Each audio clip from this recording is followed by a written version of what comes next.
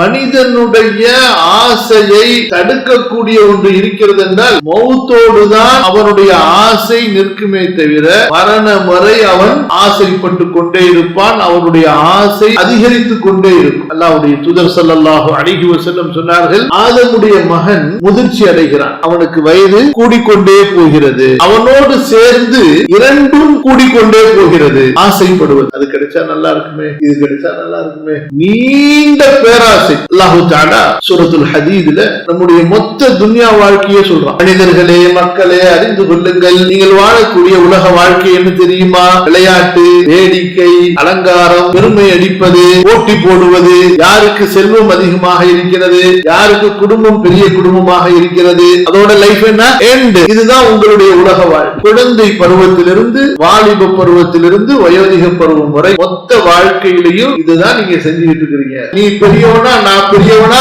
என்று போட்டி போட்டுக் கொண்டே இருந்தீர்கள். இறுதியாக கபரையும் சந்தித்து விடுகிறீர்கள்.